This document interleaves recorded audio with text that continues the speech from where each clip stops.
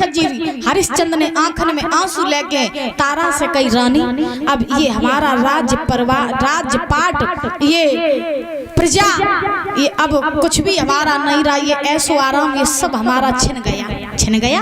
हाँ क्या कह रहे हो आप? हरिश्चंद्र ने कहा, रानी आज हम जब बाग में गए सूकर को मारवे काजे एक महात्मा मोए मिले, और महात्मा ने हमसे हम सब कछु छीन लो, और अब वो महात्मा हमसे 60 बार सोना और मांग रहे हैं। तारा अब तुम ही बताओ कि महात्मा को हम कर कैसे अदा करें? रानी धन दौलत राजपाट मेरे सब चलो गो, अब उन महात्मा को हम कहां से धन दें? तारा 60 बार सोना हम कहां से ले आए है? जो अपने पति की जब बात सुनी सो मैया ने अपने पति को धैर्य बनाओ। देखो बहुत ही कम ऐसी औरतें होती हैं जो मुसीबत के समय अपने पति की ढाल बन के खड़ी होती हैं। बहुत कम औरतें ऐसी होती हैं जो मुसीबत में अपने पति का साथ देती हैं। न महाराज और आदि तो चली जाती छोड़े छाड़े। सत्य बता रहे हैं, कलयुग की सच्चाई यही है। आजकल महाराज माताएं स्त्रियां अपने पति का साथ तभी तक देती हैं जब तक पति की जेब में पैसा है। तो खूब कहीं गन तुम्हें बहुत चाहती हैं, तुम्हें कछु हो तुम्हें संगी मत जाई, और पैसा खत्म हो जावे तो महाराज छोड़े छाड़े चली जाती ठठरी बांधे। जब तक ते संगे ब्याह करके आए दुखन के अलावा तूने मैं दो जकाती। हाँ छोड़े छाड़े चली जाती। अम्मा सही बात है कि नहीं? याद रखना तारा खुद महाराज परेशान नहीं हुई, अपने पति को महाराज समझा रही है। आप क्यों परेशान हो रहे हो? अगर 60 बार सोने की बात है तो आप मुझे बेच दो, खुद बिछ जाओ, मेरे पुत्र को बेच दो, लेकिन महाराज अपने वचन से अपने धर्म से पीछे मत हटना। क्योंकि अगर आज आप अपने धर्म से पीछे हट गए तो संसार में जो आपका नाम बना है ये सारा नाम झूठा पड़ जाएगा। मुझे बेच दो। धन्य है वो नारी जो अपने पति के दुख में बिकने के लिए तैयार है, और धन्य है कलयुग की वो नारियां जो बिचती नहीं ये बेच देती हैं। हाँ बेच देती। आज महाराज जो अपनी पत्नी की ये बात सुनी कि मेरी पत्नी मेरे दुख में बिकने के लिए तैयार, हरिश्चंद्र की आंखों में से आंसू निकल पड़े। वाह रानी हम तो धन्य हो गए कि तुम्हारे जैसी पत्नी मेरी जीवन संगिनी है। हम तो धन्य हो गए तुम्हें पाके। अब तारा ने हरिश्चंद्र को समझाया। उसके बाद रोहितास आ गए। रोहित ने भी कहा, पिताजी आप परेशान मत हो, आप मुझे भी बेच दो, लेकिन महात्मा का कर अदा कर दो। धन्य है वो औलाद जो अपने बाप के दुख में बिकने के लिए तैयार है, जो अपने बाप के दुख में ढाल बनी खड़ी है वो औलाद। याद रखो दादा, और आज की औलादें देखो क्या बाप मरियो सब जिंदगी बोरा ढोत ढोत औलाद को पढ़ेवे में सब जिंदगी अपनी बिताई दी। ध्यान सुनना, बाप ने बेचारे ने टूटी चप्पल पहनी, अपने लड़का को बढ़िया नई चप्पल पहनाई, फटे जूता पहन के बेचारे ने अपने लड़कन को अच्छे जूता नए कपड़ा पहनाए, बढ़िया मोटरसाइकिल दिवाई, और लड़कन को बढ़िया अच्छी जिंदगी दी, ब्याह शादी कर दो, लड़कन को होनहार बनाए दो बाप ने। और बे लड़का जब बड़े हो जा, आज की औलाद है तो बे अम्मा दद्दा ते जकाती तुमने हमें करो ही का। ऐसी औलाद है आज की दुनिया में, जकाती तुमने करो ही का भाई। धन्य हो भैया, दुनिया बहुत विचित्र हो गई है दादा। याद रखना, अपना खून आजकल अपना नहीं हो रहा है। आज रोहितास ने कही, पिताजी आप मुझे भी बेच दो, लेकिन अपने वचन से पीछे ना हटो, मत हटना अपने वचन से पीछे। तो आज ध्यान रखना, महाराज तीनों प्राणी बिकने के लिए तैयार हुए, और जब तीनों प्राणी बिकने के लिए तैयार हुए तो महाराज हरिश्चंद्र ने विश्वामित्र से कही, बाबा आपका कर अदा करने के लिए मेरे पास और तो कोई व्यवस्था नहीं है, आप मुझे मेरी पत्नी को मेरे पुत्र को बेच दो और महात्मा का कर अदा अपना कर अदा कर लो। तो विश्वामित्र ने कही, तुम भी को खानदान बेचे, हमें जा से कोई मतलब नहीं, अगर बेचना चाहते हो तो चलो काशी में बेचेंगे चल के। है तीनों प्राणी बिकवे को तैयार भाई।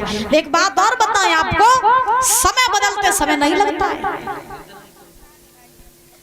आप कब रोडपति तक करोड़पति बन जाओ, कब करोड़पति तक रोडपति बन जाओ, जे काऊ को पता नहीं होता।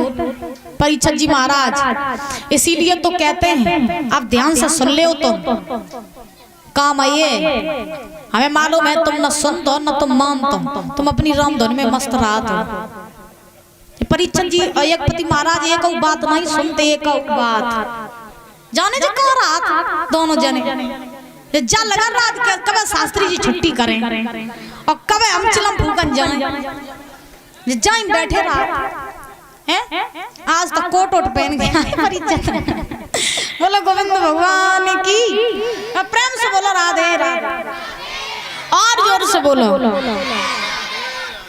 महाराज अब तीनों प्राणी जो है ये बिकने के लिए तैयार हुए और दादा जैसे बिकने के लिए तैयार हुए हैं तो इन तीनों ने नौकरों जैसे वस्त्रों को धारण किया और चल दिए। अवध वासियों को पता चला कि मेरे महाराज हमें सबको छोड़ करके काशी में बिकने जा रहे हैं। अवधवासी सब रोने लगे। अब जैसे रोने लगे हरिश्चंद्र चले हैं तो अवधवासी रोए के बोले महाराज जब राज्य को राजा ही चलो जाइए तो प्रजा किस काम की, मुझे भी साथ ले चलो ना। अरे आप हम लोगों को ऐसे छोड़ के मत जाओ महाराज, हम लोग आपके बिना नहीं रह पाएंगे। आज क्या दशा है अवधवासियों की दादा, अरे गई अवधि उदासी छाई अब कबे जाए रहे तीनों प्राणी।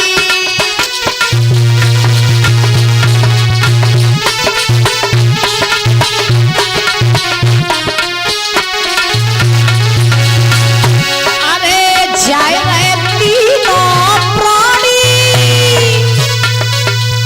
जाए रहे तीनों प्राणी, जाए रहे।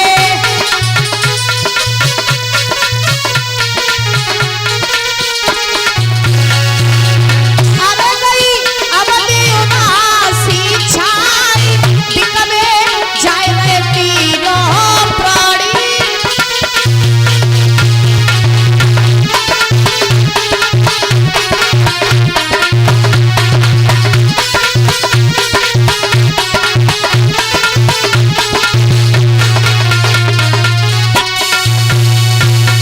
आज महाराज ध्यान रखना दादा, तीनों प्राणी बिकने के लिए चले, अवधवासी सब रोने लगे बिलखने लगे। आज अच्छा आदमी जब जाता है ना तो उसके लिए सब रोते हैं, और फिर चाहे वो राजा हो चाहे महाराजा हो चाहे कोई भी हो। और जो अच्छो आदमी नहीं हो तो बाकी महाराज कभी भी आदमी के आंखों में आंसू नहीं आते हैं। यानी कहने का भाव अच्छे के लिए सब रोते हैं लेकिन बुरे के लिए कोई नहीं। मैया ओ प्यारी मैया इधर देखो। हाँ तो महाराज अब राजा हरिश्चंद्र जा रहे हैं, अवधवासी सब रो रहे हैं। अब जब सब रोए रहे तो हरिश्चंद्र ने अपनी मातृ भूमि को प्रणाम किया, सब अवधवासियों को प्रणाम किया और कहा अब ये अवध मेरी नहीं बल्कि तुम सबकी है, अब इस अवध को सिर्फ तुम लोगों को ही संभालना है।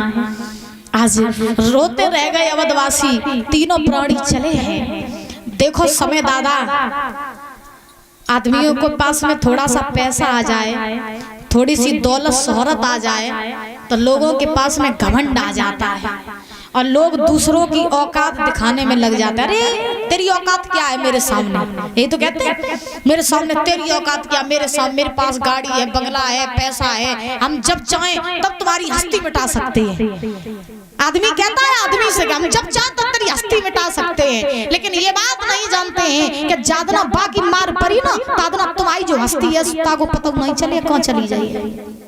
हाँ तो जीवन में सब करो, कभी अहंकार न करो, न पैसे का करो, न सुंदरता का करो, न रंग रूप का करो। यानी संसार में कभी भी किसी भी चीज का अभिमान नहीं करना चाहिए, कभी भी घमंड नहीं करना चाहिए।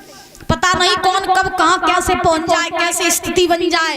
ऐसे ऐसे लोगों को हमने देखा, अपनी आंखों देखी बात बता रहे दादा, ऐसे ऐसे लोगों को हमने देखा जिनकी करोड़ों की संपत्ति और एक समय उनके जीवन में ऐसा आया कि करोड़ की संपत्ति महाराज 1 रुपया भी नहीं रही।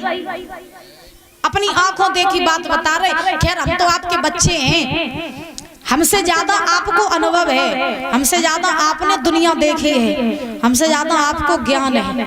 आप आदमी को पहचानना भी जानते हो, परखना भी जानते हो, और हम लोग तो खेलवे कूदवे वाली उम्रों के हैं, तो हमें इतना ना अनुभव है ना हमें इतना ज्ञान है। लेकिन हमने जहाँ तक देखा, अपनी आंखों देखी बात, कैसे ऐसे लोगों को हमने देखा जिनकी हस्तियां मिट्टी में मिल गई। इसलिए जीवन में बड़े सावधानी से रहना चाहिए। मुझे कोई आनंद नहीं आता है कि 3-4 घंटे हम यहाँ बैठ के चिल्लाएं।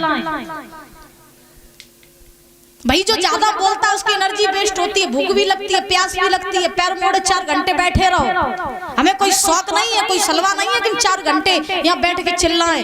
लेकिन फर्क सिर्फ इतना है कि हम अगर कह रहे हैं तो आजकल तो आप देख ही रहे हैं, इंसान सब हैं लेकिन इंसानियत नहीं है। आदमी जानवर बन चुका है। हम ये भी जानते हैं हम कितना भी चिल्लाएं लेकिन कोई मानेगा नहीं। लेकिन हो सके तो ये छोटी छोटी चीजों को अपने जीवन में उतार लो, अपना लो, बेड़ा पार हो जाएगा।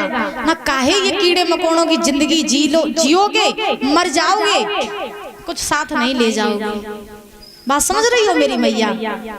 पंडाल में अगर आई हो तो यहाँ से कुछ ना कुछ लेके जाना, तभी कथा सुनना सफल है। और तुम ही सुनो, ही भूल जाओ, ही छोड़ जाओ तो कोई मतलब नहीं है। बोलो गोविंद भगवान की। अब ताली बजाते हुए बोलेंगे, उसके बाद कथा में प्रवेश करेंगे।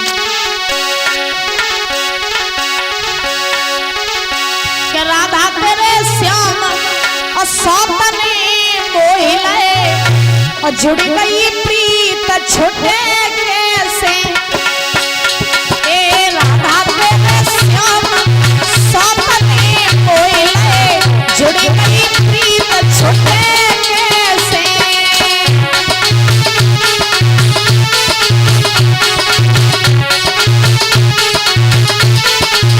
भैया